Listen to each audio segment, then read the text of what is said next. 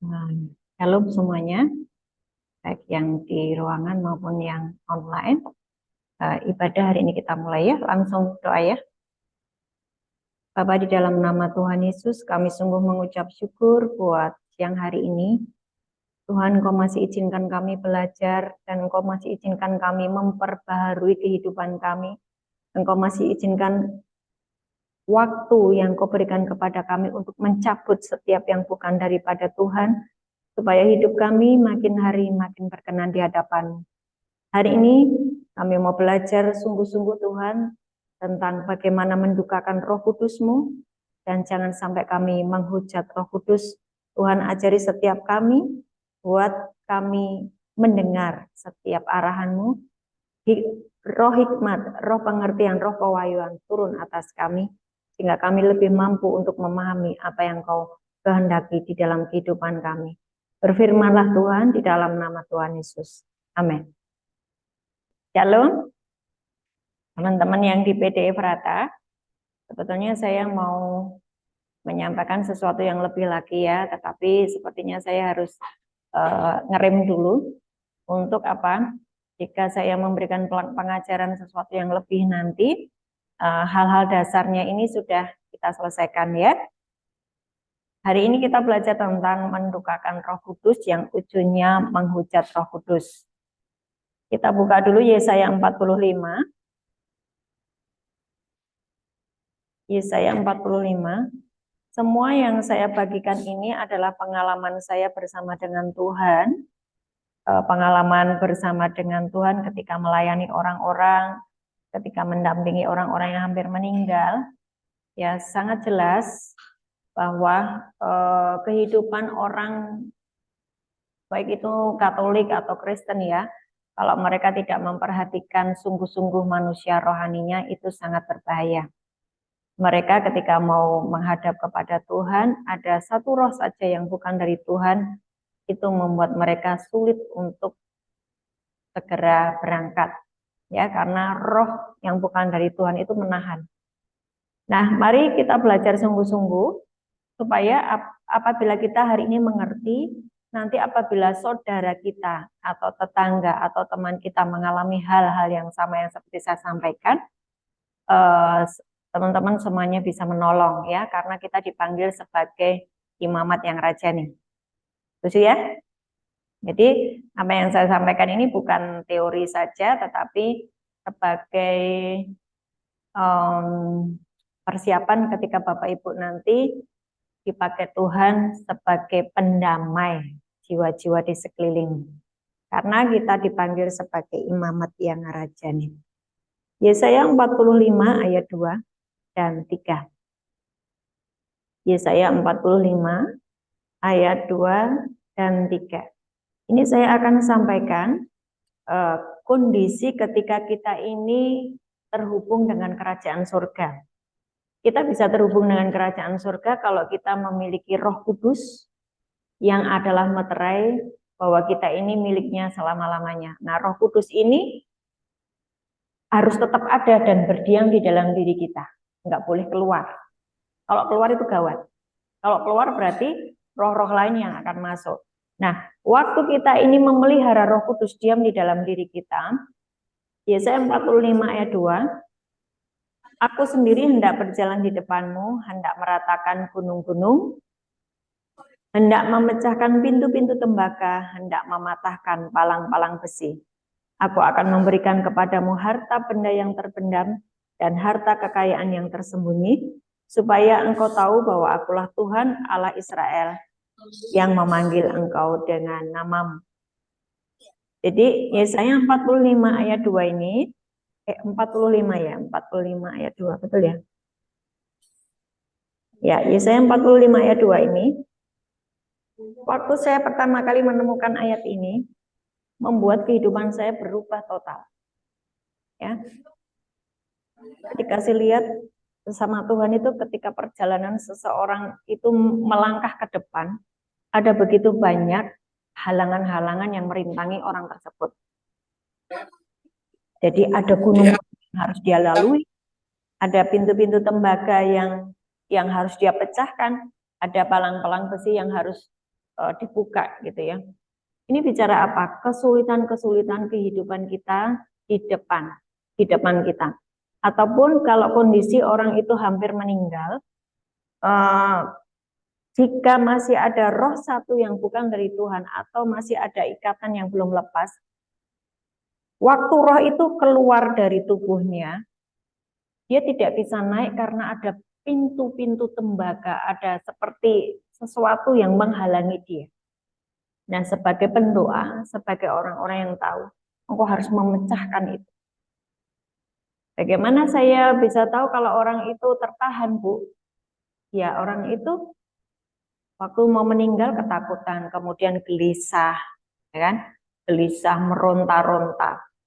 Itu berarti perjalanannya untuk menuju ke atas itu ada yang nahan. Nah, kita tahu tentang kutub, kita tahu tentang ikatan perjanjian, kita tahu tentang apa ya namanya, perjanjian-perjanjian seseorang dengan nenek moyang itu benar-benar menghalangi orang untuk naik ke gunung Tuhan, untuk naik menghadap Tuhan. Nah, jika kondisinya sudah mau meninggal, kita sebagai pendoa, kita harus tahu apa yang harus kita kerjakan. Ya, dengan apa? Kolose 1 ayat 19 sampai 20, segala sesuatu sudah didamaikan oleh Bapa di surga melalui darah Yesus. Mulut kita harus mengucap begitu. Firman yang keluar dari mulut kita, firman yang keluar dari mulut kita itu sebagai dasar untuk menolong itu boleh naik ke tempat Tuhan, gitu loh. Apakah itu bisa, Bu? Misalnya orang itu sangat berdosa, bisa karena kita dipanggil sebagai imamat rajani, mintakan ampun, kemudian pecahkan pintu-pintu tembaga, terus kemudian palang-palang besi, terus kemudian ratakan gunung-gunung. Saya bisa ngomong seperti ini beberapa hari yang lalu, saya menolong orang yang hampir meninggal, ya, dan akhirnya meninggal.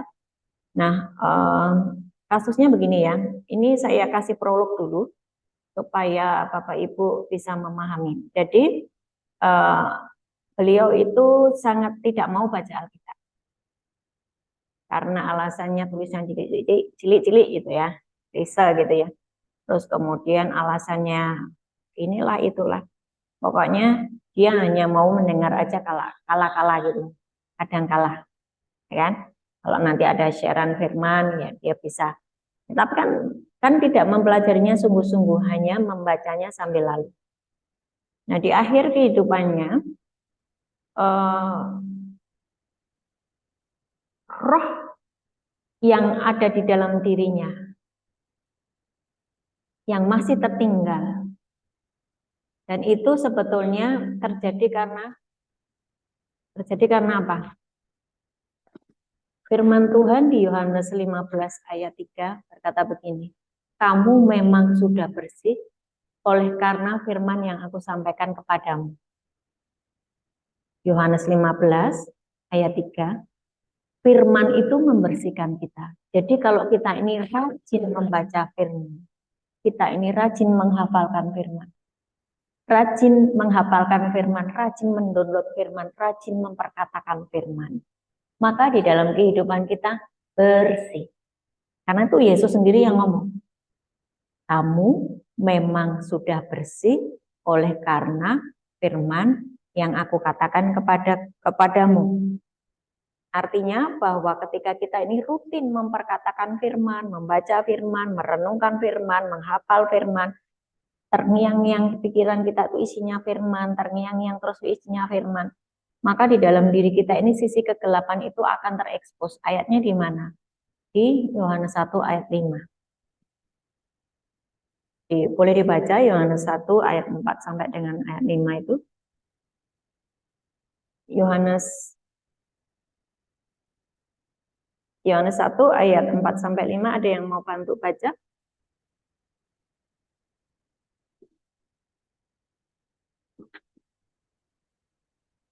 Silakan Mbak Asri.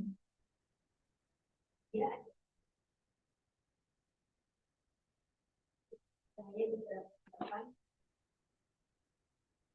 Ya, di dalam dianya itu adalah firman ya. Kalau dibaca dari atas tuh, di dalam dia ada hidup Dan hidup itu adalah terang manusia. Dan terang itu apa? Bercahaya dalam kegelapan, dan kegelapan itu tidak menguasainya. Jadi si bapak ini ketika rohnya, kalau orang mau meninggal itu ada step-stepnya. Ketika dia sudah mulai ngomiang-ngomiang, ya apa sih? Ngaco-ngaco itu loh.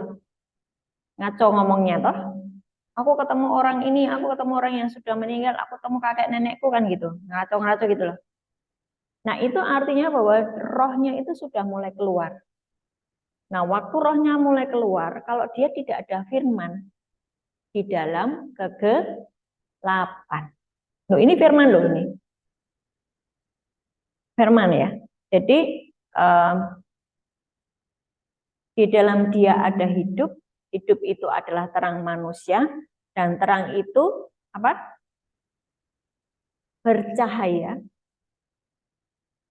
Kegelapan tidak akan menguasainya. Nah, waktu si bapak ini kan tidak hobi baca firman, dia masuk ke dalam lorong yang gelap.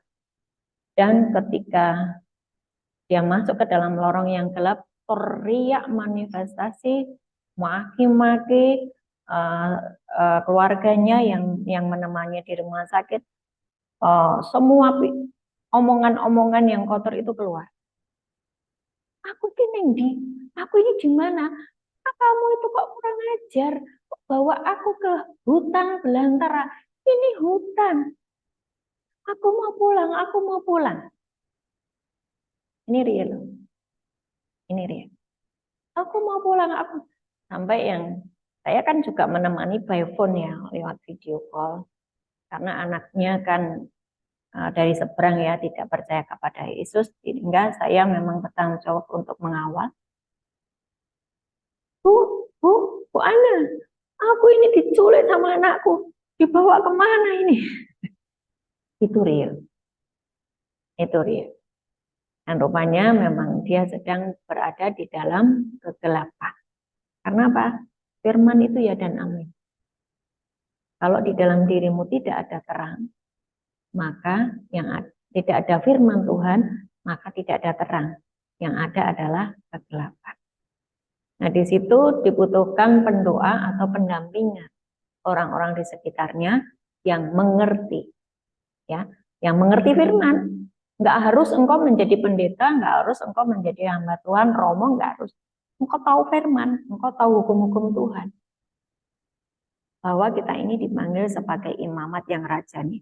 Kemudian kami cuma ngomong begini, naik Pak, kamu salah masuk. Kamu salah masuk di lorong. Naik.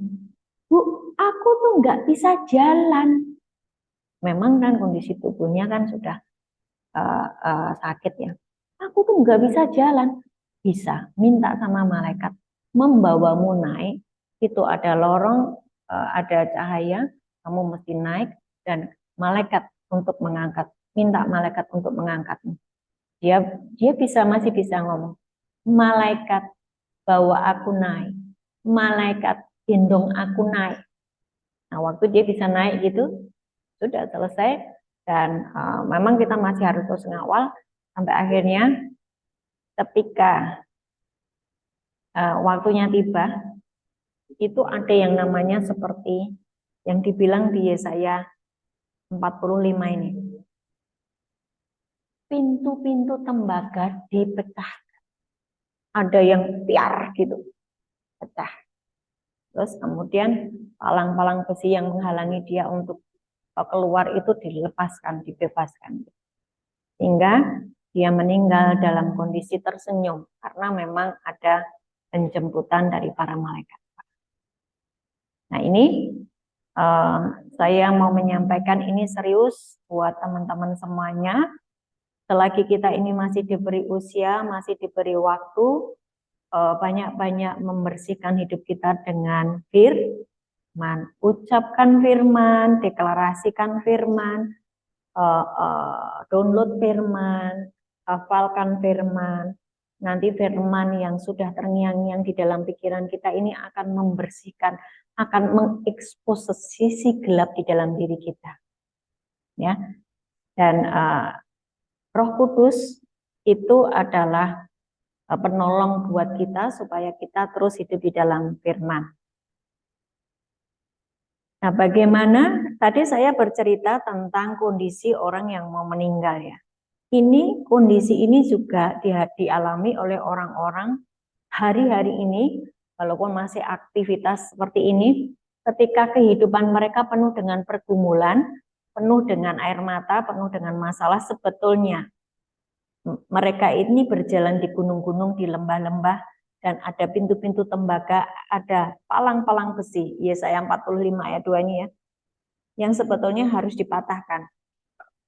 Yesaya 49 ayat 8 sampai 11. Yesaya 49. Bapak Ibu, saya dulu menjadi berapi-api ketika saya bertemu dengan kitab Yesaya ini ya.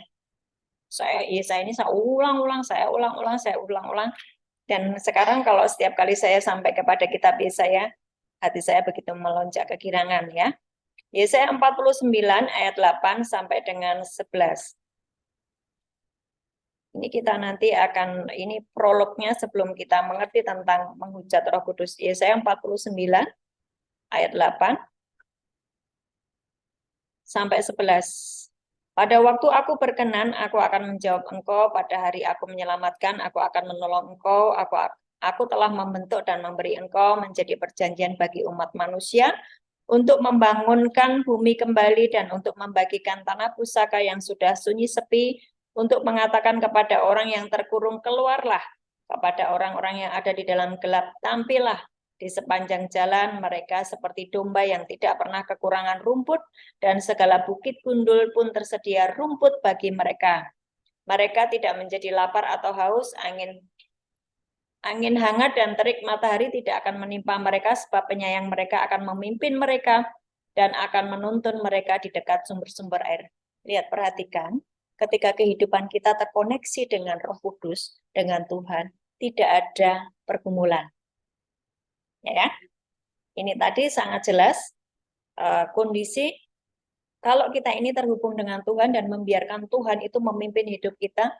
Ketika kamu ini teriak, minta tolong, aku akan menjawab. Ya, aku akan meratakan gunung-gunung. Aku akan membuat orang-orang yang terkurung keluarlah. Dan tidak ada domba yang kekurangan rumput. Artinya hari ini kalau kehidupan kita untuk memenuhi kebutuhan sehari-hari aja masih terjadi pergumulan, ada sesuatu yang salah di dalam kehidupan kita. Ya. Untuk memenuhi kebutuhan sehari-hari saja ada yang salah, ada yang kurang, maksudnya kita hanya untuk makan aja kita susah. Itu berarti ada yang salah di dalam kehidupan kita. Bisa jadi bahwa Tuhan tidak ada di pihak kita atau kita sedang kehilangan koneksi dengan surga karena kita mulai mendukakan Roh Kudus. Ya.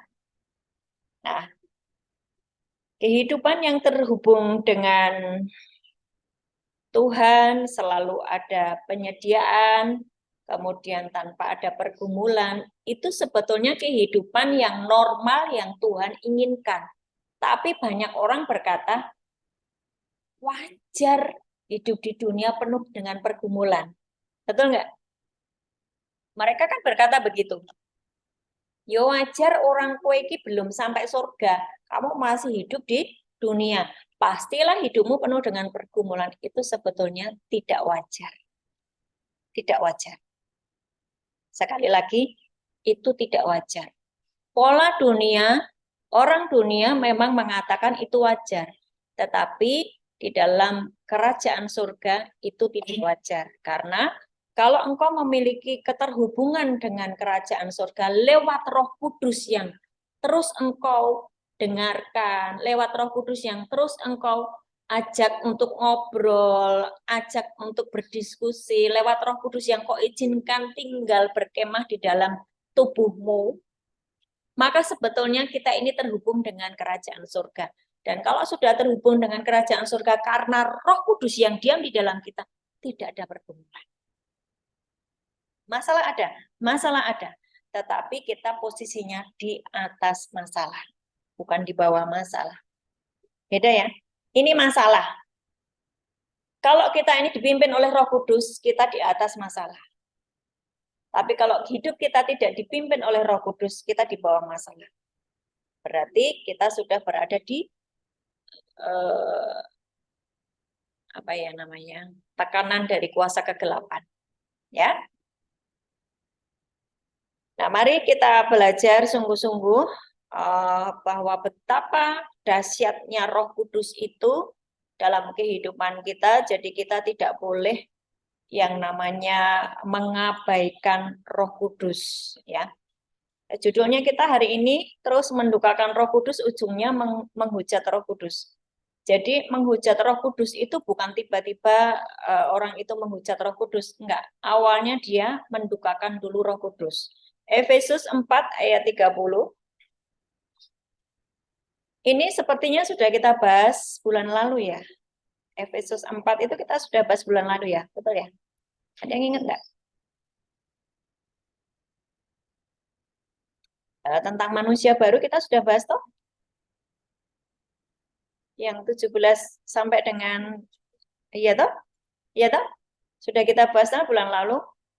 Hari ini saya lebih memfokuskan kepada mendukakan Roh Kudus.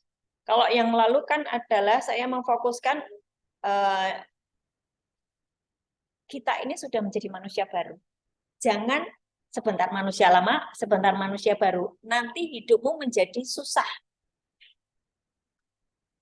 Karena manusia lamanya masih dipakai, tetapi kadang-kadang juga dia manusia baru. Tobat kumat. Orang yang tobat kumat itu hidupnya penuh dengan pergumulan. Engkau harus hidup, memang karena engkau sudah ditebus, tinggalkan manusia lama. Pakai manusia yang baru. Pakai pola yang baru. Pakai style kehidupan yang baru. Menjadi manusia baru. Efesus 4 ayat 17 sampai dengan selesai itu nanti dipelajari lagi, diulang lagi. Pikiran kita tidak boleh sia-sia kan gitu ya. Kalau kita pikiran kita sia-sia itu berarti masih manusia lama.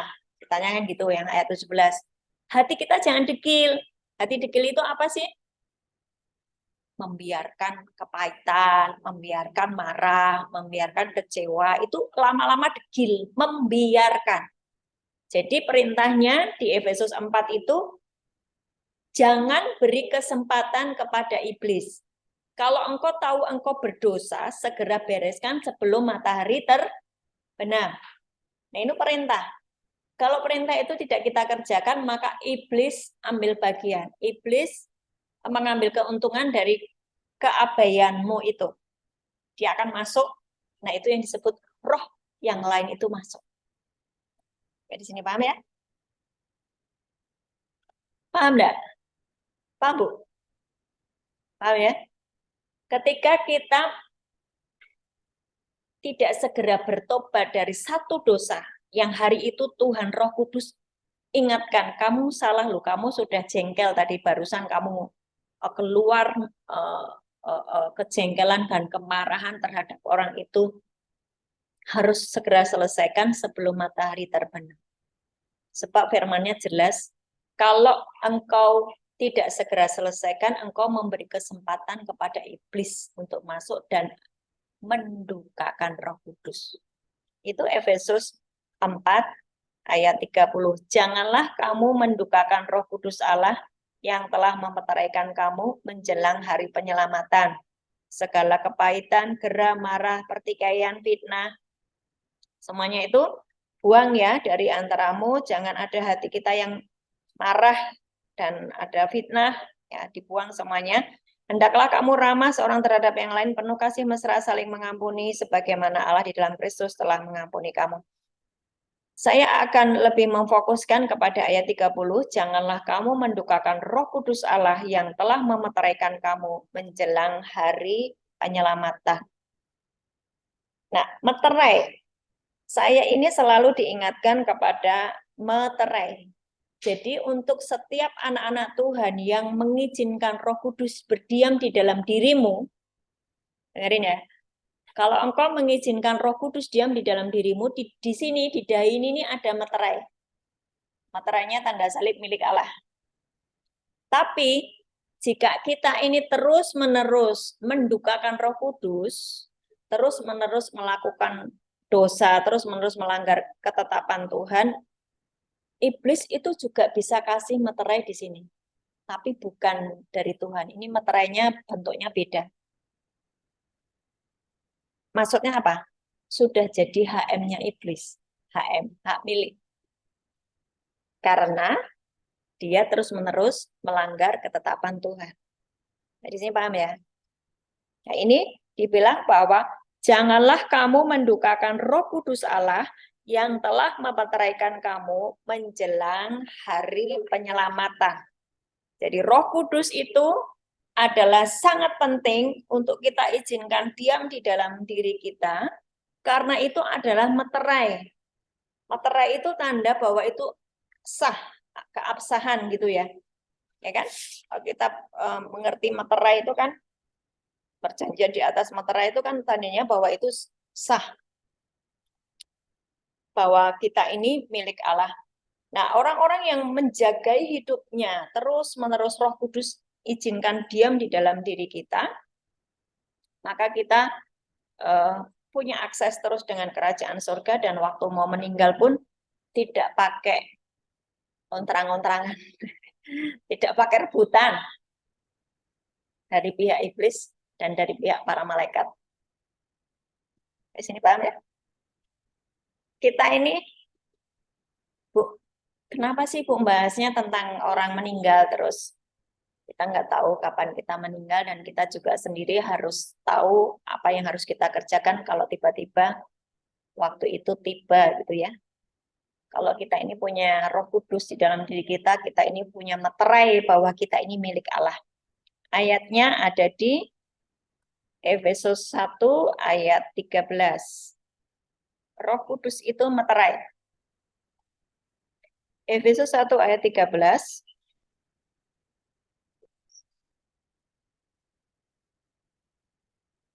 Di dalam Dia, kamu juga karena kamu telah mendengar firman kebenaran, yaitu Injil keselamatanmu. Di dalam Dia, kamu juga ketika kamu percaya dimeteraikan dengan Roh Kudus yang dijanjikannya itu.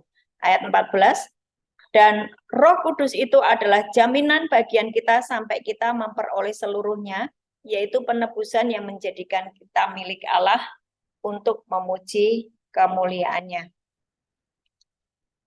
Jelas ya ayatnya ya, bahwa Roh Kudus itu meterai, bahwa kita ini milik Allah.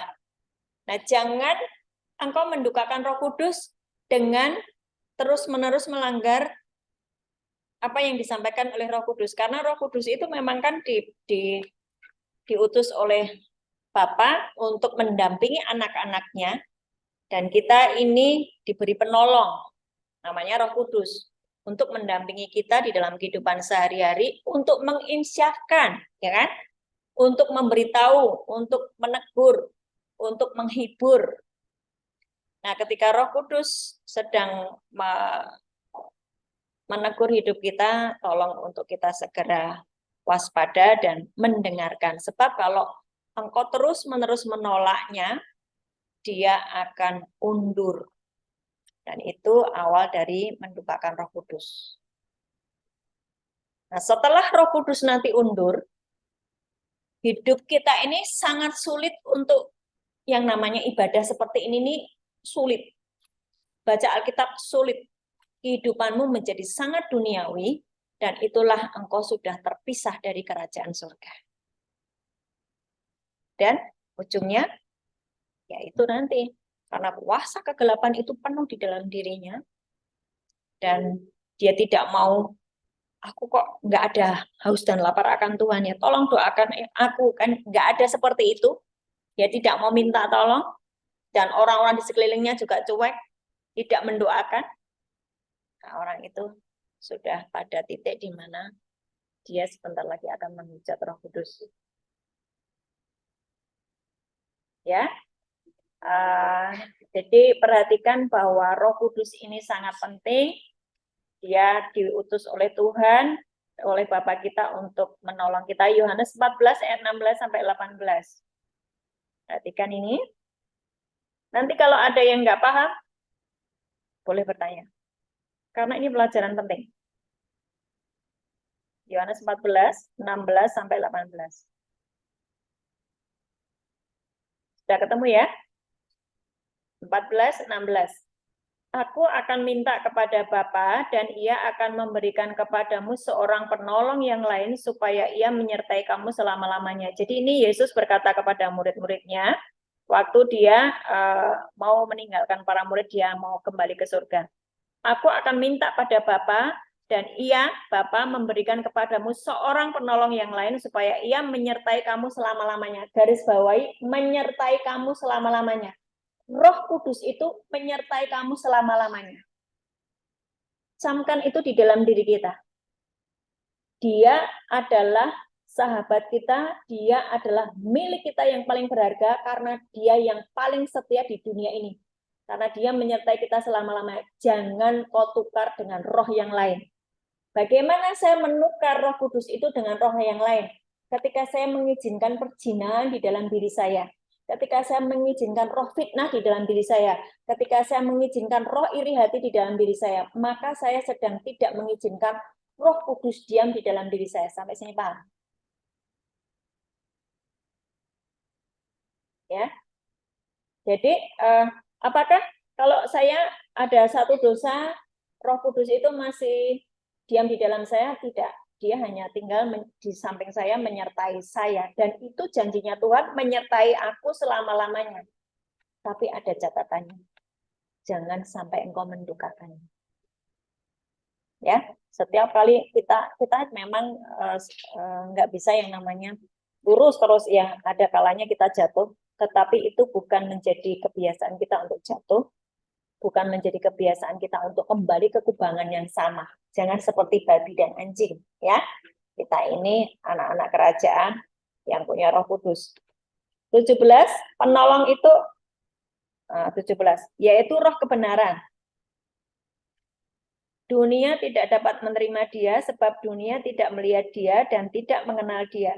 Tetapi kamu mengenal dia sebab ia menyertai kamu dan akan diam di dalam kamu. Garis bawahi, ia yaitu roh kebenaran, roh penolong tadi, menyertai kamu dan akan diam di dalam kamu.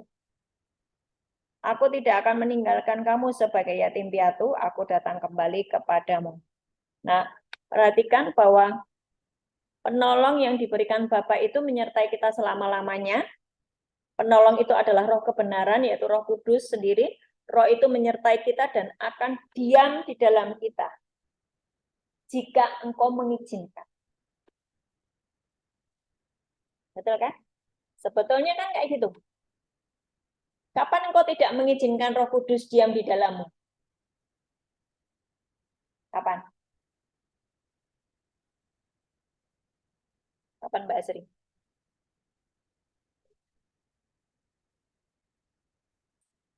Oh, tidak ada pertobatan. Engkau membiarkan kemarahan di dalam dirimu, membiarkan kesombongan ada di dalam dirimu, membiarkan semua roh-roh dunia itu tinggal di dalammu, maka engkau sedang tidak mengizinkan Roh Kudus diam di dalammu. Ini serius loh. Tidak banyak orang yang bisa mengajari seperti ini. Kenapa? Nah, karena yang ngajari sendiri ada roh lain yang bukan dari Tuhan. Betul nggak? Waktu saya tidak mengizinkan roh yang lain itu diam di dalam diri saya bisa ngajari begini. Karena saya melihat sendiri, saya mengalami sendiri. Ketika saya masih mengizinkan satu roh saja yang bukan dari Tuhan, diam di dalam diri saya tidak bisa ngomong kayak gini.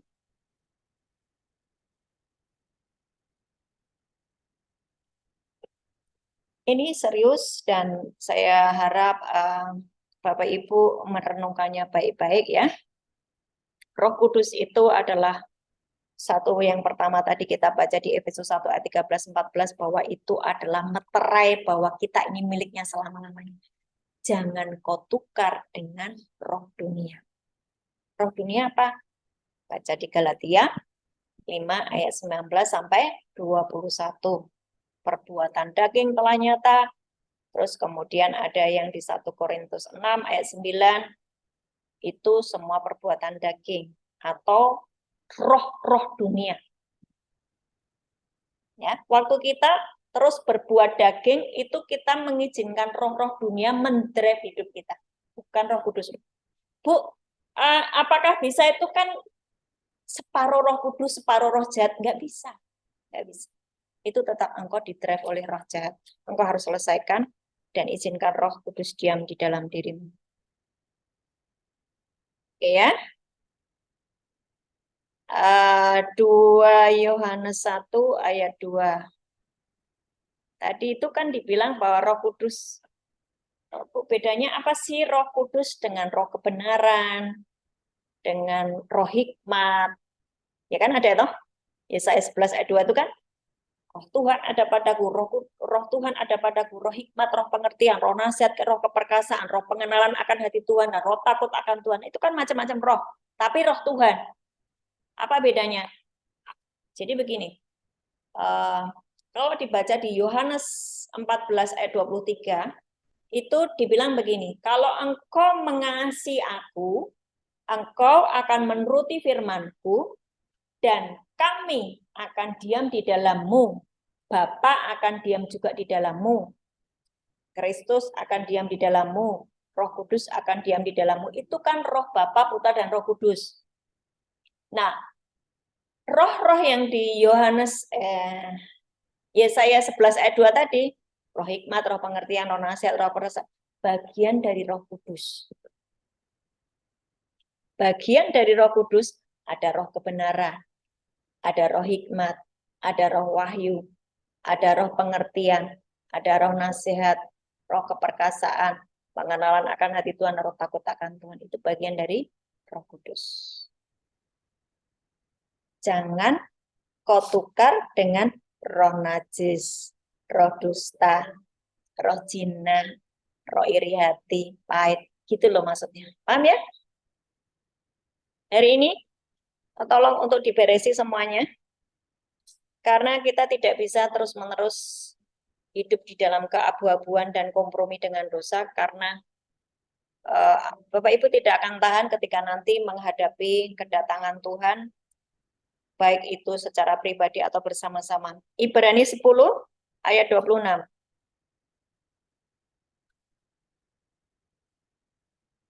Ibrani 10 ayat 26. Sebab jika kita sengaja berbuat dosa sesudah memperoleh pengetahuan tentang kebenaran, maka tidak ada lagi korban untuk menghapus dosa itu. Oke, perhatikan ayat ini, keras ya. Sebab jika kita sengaja berbuat dosa loh. Udah diomongi sama hamba Tuhan, sudah diomongi terus di dalam firman Tuhan. Beresi kepahitanmu, beresi dosamu, beresi segala ikatanmu, tapi sengaja terus berbuat dosa sesudah memperoleh pengetahuan tentang kebenaran, maka tidak ada lagi korban untuk menghapus dosa itu. 27, tetapi yang ada ialah kematian yang mengerikan, akan penghakiman, dan api yang dahsyat yang akan menghanguskan semua orang durhaka. 28, jika ada orang yang menolak hukum Musa, ia dihukum mati tanpa belas kasihan atas keterangan 2 atau 3 orang saksi. 29, betapa lebih beratnya hukuman yang harus dijatuhkan atas dia yang menginjak-injak anak Allah, yang menganggap najis darah perjanjiannya, yang menguduskannya, dan yang menghina roh kasih karunia. Serius ya? Orang berpikir bahwa ya dosa nanti minta ampun, dosa nanti minta ampun. Ada kata-kata kalau engkau sengaja berbuat dosa setelah engkau mengetahui kebenaran, tidak ada lagi korban untuk menghapus dosa. Artinya, mari kita segera bertobat. Ya, mari segera beresi hati kita. Kisah Para Rasul 7. Nah, sebetulnya kalau kita ini bertobat, kita terhubung dengan kerajaan surga, kehidupan yang menyenangkan yang akan kita terima. kehidupan yang di bumi seperti di surga. Kisah Para Rasul 7 ayat 51, hai orang-orang yang keras kepala dan tidak bersunat hati dan telinga, kamu selalu menentang Roh Kudus, sama seperti nenek moyangmu, demikian juga kamu. Diperhatikan, yuk kita jangan punya hati yang keras, milikilah hati yang lembut, mudah diajar, mudah dibentuk. Bagaimana Bu supaya saya ini memang keras Bu, sukanya memang mengulang-ulang dosa. Yesaya 36 ayat 26, jadikan itu doamu. Tuhan berikan aku hati yang baru, roh yang lembut, mudah diajar, mudah dibentuk. Aku mau bertobat sungguh-sungguh. Itu ya. Nah, jangan sampai kita tukar Roh Kudus dengan roh dunia. Galatia 3 ayat 3. Galatia 3 ayat 3. Adakah kamu sebodoh itu? Kamu telah mulai dengan roh, maukah kamu sekarang mengakhirinya di dalam daging? Jadi ada orang-orang yang dulu berapi-api di dalam Tuhan, sekarang hidupnya mulai menghindari Tuhan, akhirnya dia mengakhiri dengan daging. Ya toh? Nah, itu hidupnya sia-sia.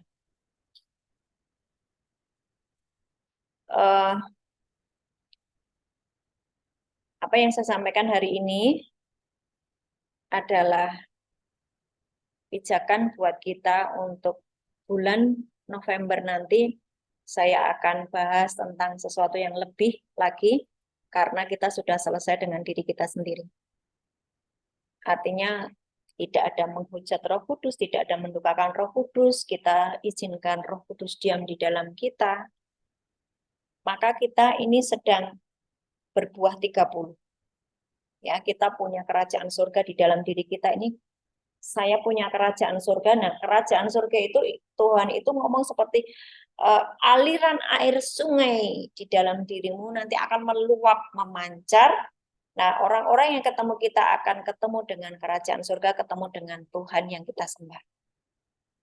Kalau kita sudah beres dengan diri kita sendiri. Tidak ada roh lain, hanya roh Tuhan saja. Maka engkau menjadi seperti sumber mata air yang di Yohanes 4, percakapan Tuhan Yesus dengan perempuan Samaria, toh? Dari dalam dirimu akan mengalir aliran sumber kehidupan yang memancar sampai kehidupan kekal. Itu keren banget. Nah, artinya bahwa kita sudah terhubung dengan kerajaan surga dan tidak hanya berhenti di situ, kehidupan kita akan berdampak kepada orang lain. Bulan November saya akan ganti topik ya Mbak Nov. Jangan mengurusi yang ini terus ya. Yang manusia lama, manusia baru, hidup dalam roh, hidup dalam daging. Udah cukup ya. Artinya, tapi kalau udah cukup itu ya sudah selesai loh dengan hidup daging loh.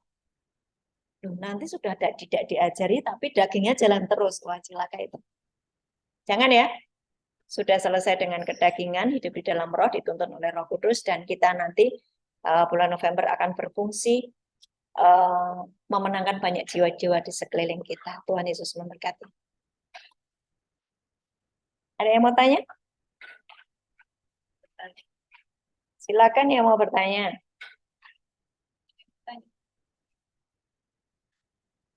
Yang di ruangan? Jelas. Beneran ya? Berarti nggak sakit lagi. Apa yang sakit? Itu yang senyum-senyum. Oh, gini. Sebetulnya kalau Roh Kudus engkau izinkan diam di dalammu dan engkau mendownload firman. Firman itu diam di dalam engkau. Ketika engkau diam, karena engkau menghafalkan firman. Pada mulanya adalah firman. Firman itu bersama-sama dengan Allah. Ya pada mulanya bersama-sama dengan Allah. Terus segala sesuatu dijadikan oleh Dia, tanpa Dia tidak ada sesuatu pun yang jadi. Terus apalagi itu yang ayat 4 itu? Apa? Terang. Ya, firman itu adalah terang manusia, terang itu menyinari kegelapan, dan kegelapan itu tidak akan menguasai orang itu. Engkau ucapkan itu, engkau download itu, engkau renungkan itu, berarti kan firman itu diam di dalammu toh. Dan sudah ada Roh Kudus toh. Loh, itu kan berarti Tuhan diam di dalammu, berarti tidak ada sakit penyakit. Kalau Tuhan itu diam di dalammu, tubuhmu itu tidak ada sakit penyakit. Wong Tuhan di dalammu kok sakit. Kalau kita sakit, ada yang tidak beres, segera selesaikan. Gitu loh maksudnya. Kenapa engkau tidak segera selesaikan? Nah, ya mungkin karena kamu ini susah dia terlalu menyakitkan gitu. Itu namanya kedaginganmu masih nongol. Engkau memberi kesempatan pada iblis. Nah, iblis itu masuk di dalam tubuhmu, itu merusak darahmu, merusak organ-organ tubuhmu. Itulah kenapa engkau sakit. Gitu loh. Sekarang ya, banyak orang yang bisa menangkap apa yang saya sampaikan. Tiba-tiba dia berkata gini, Bu, apa yang Ibu sampaikan saya renungkan, saya perkatakan, saya pakai itu. Saya tiba-tiba seger badannya dan saya tidak perlu minum obat tekanan darah tinggi itu apa namanya? Amlodipin. Saya sampai tidak tahu. Karena jarang minum obat. Saya ini jarang minum obat. Tidak pernah ada minum obat-obatan. Kecuali kalau masuk angin, tolak angin. Kecapean gitu, pengen tidur. Aduh, pengen tidur Tuhan. Tolak angin, ya ules gitu. Udah itu aja. Panadol gitu. Gak pernah minum yang lain. Dan itu sudah, saya pun jarang memakannya. Jarang memakan. Saya minum air putih, makan enak gitu. Tapi semuanya normal. Karena apa? Saya membiarkan firman yang adalah Allah sendiri. Roh Kudus diam di dalam saya. Maka semuanya sehat. Dan segala aspek sehat. Segala aspek. Keuangan sehat. Keluarga sehat. Pelayanan bagus. Ya, progres gitu. Ada kehidupan. Itulah. Itu kan Yohanes 1 ayat 1 sampai 5. Di dalam dia ada hidup. Di dalam dia ada hidup. Di dalam dia ada hidup. Di dalam dia ada hidup. Di dalam firman ada hidup. Berarti kalau firman itu tinggal di dalam saya hidup. Seluruh aspek yang saya pegang hidup. Gitu loh. Nah, sekarang dicek. Keluargamu berantakan berarti sedang ada sesuatu yang konslet, mati nih. Apa ya? Ekonominya berantakan, ada yang mati nih. Kan gitu. Kesehatan, sakit-sakitan terus, masuk angin, bentar sakit kepala, sebentar pinggangnya sakit, bentar ini ambeien.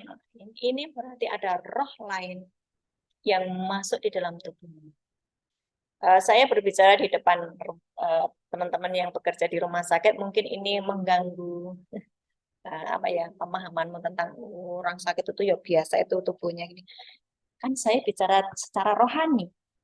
Secara roh itu begitu. Ya. Oke. Tuhan memberkati. Ada lagi? Silakan, Mbak.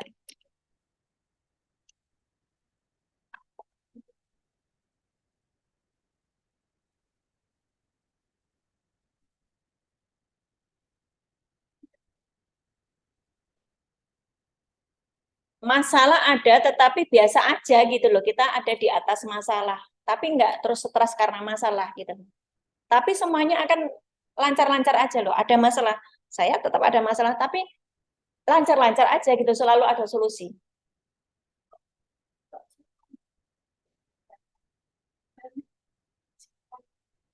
Oke, nah itu tadi.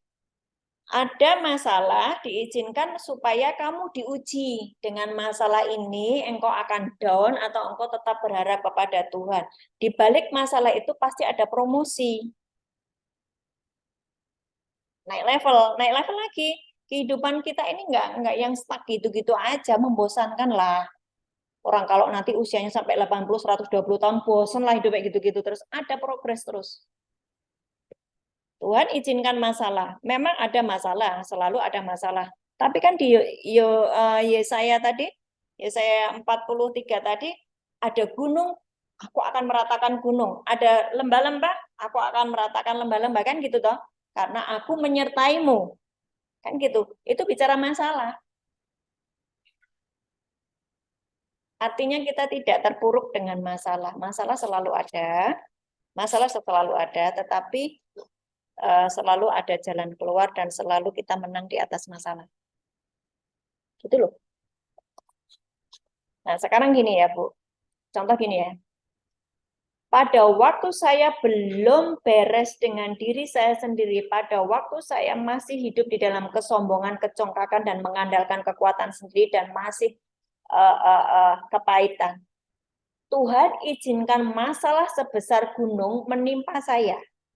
Tiba-tiba semua yang saya andalkan diambil oleh Tuhan. Saya pernah cerita itu kan? Ya kan? Itu masalah. Nah, masalah itu untuk apa? Membereskan sisi gelap saya. Tapi kalau saya sudah selesai dengan sisi gelap saya izinkan firman diam di dalam saya izinkan Roh Kudus berdiam di dalam diri saya. Ada masalah itu untuk naik level. Promosi. Di balik masalah ada promosi. Itu bedanya. Yang satu masalah karena engkau belum beres dan Tuhan sedang membersihkan. Yang kedua, engkau sudah beres. Tapi yang namanya orang mau naik level itu pasti ada ujian. Gitu loh. Paham ya? Jadi posisinya lagi ngapain nih? Lagi dibersihin apa lagi mau naik level? Naik level. Amin naik level ya. Amin naik level. Ya begitu.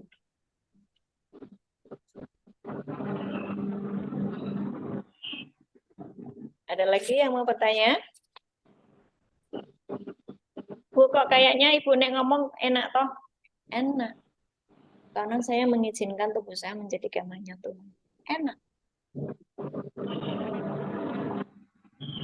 Senyum-senyum yang di belakang. Saya nggak ngalamin enak tuh, Bu. Padahal saya sudah mengizinkan Roh Kudus diam di dalam saya, tapi hidup saya nggak enak. Masih ada yang belum beres dalam diri kita yang harus segera diberesi. Masih ada sisi gelap yang harus segera diberesi. Dona mau tanya.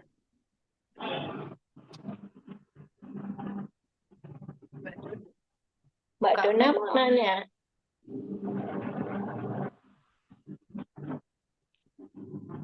Enggak, Bu. Tadi soalnya putus-putus sambil kerja. Maaf. Oke. Yesaya 45 ayat 2 itu pegang ya. Aku sendiri hendak berjalan di depanmu, meratakan gunung-gunung, memecahkan pintu tembaga, mematahkan palang-palang besi. Artinya ada masalah tetapi Tuhan yang handle gitu. Nyata? Itu nyata, Mbak. Dalam hidup saya.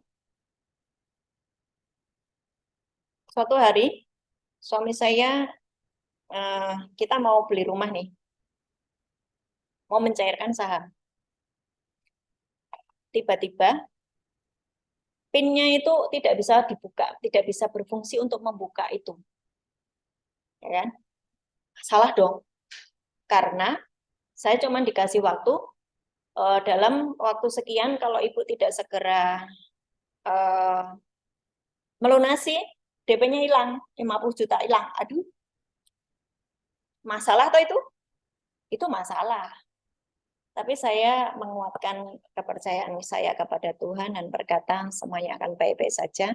Mari kita berdoa di dalam nama Tuhan Yesus, bisa PIN-nya bisa kebuka, bisa membuka aksesnya dan bisa dicairkan di dalam nama Tuhan Yesus. Bisa tuh jam 10 cair. Tapi pada waktu menghadapi masalah itu bagaimana sikap hati kita? Kalau sikap hati kita ngomel, ya itu nggak kebuka. Malaikat nggak bisa membuka itu karena kamu ngomel-ngomel gitu. Saya izinkan untuk tetap hati saya damai sejahtera dan malaikat tolong malaikat buka PIN-nya dalam nama Tuhan Yesus. Jam 10 cair. Ada masalah? Ada. Tapi tadi Tuhan janji Tuhan akan meratakan jalan-jalan di depan kita. Itu contoh. Saya punya banyak masalah loh. Tapi saya happy. Saya punya banyak masalah. 2 minggu sekali ke Semarang, 2 minggu sekali ke Jakarta itu masalah loh. Masalah. Masalah. Kenapa masalah? Di rumahku di Semarang. Gak ada yang ngurus gitu kan. Begitu. Masalah itu. Saya happy-happy saja. Lagi? Kalau enggak, kita tutup ya, karena sudah jam 12 lebih. Mungkin yang kerja sudah pada gelisah perutnya. Mari kita doa. Bapak, di dalam nama Tuhan Yesus, kami mengucap syukur buat kebenaran firman-Mu hari ini. Dan kami mau Tuhan mengizinkan Roh Kudus diam di dalam kami. Sebab Roh Kudus ini adalah meterai bahwa kami ini menjadi milik-Mu selama-lamanya. Dan Roh Kudus ini adalah meterai bahwa kami terhubung dengan kerajaan surga. Terima kasih Tuhan, dan hari ini kami minta ampun sungguh-sungguh kami, Tuhan, bertobat atas segala dosa pelanggaran kami. Hari ini, sisi gelap kami, biar hari ini dibereskan oleh Roh Kudus, dibersihkan oleh firman Tuhan, dan kami bersih di hadapan Tuhan. Kami izinkan Roh Kudus diam di dalam kami. Berbicara terus Roh Kudus, kami siap belajar untuk mendengar di dalam nama Tuhan Yesus. Amin. Angkat Amin. tanganmu, terima berkat. Tuhan Yesus Kristus memberkati kami dan melindungi kami. Tuhan Yesus Kristus menyinari kami dengan wajah-Nya dan memberi kami kasih karunia. Tuhan Yesus Kristus menghadapkan wajah-Nya kepada kami dan memberi kami damai sejahtera. Amin. Amin. Amin. Amin. Terima kasih Bu Ana. Tuhan Yesus memberkati.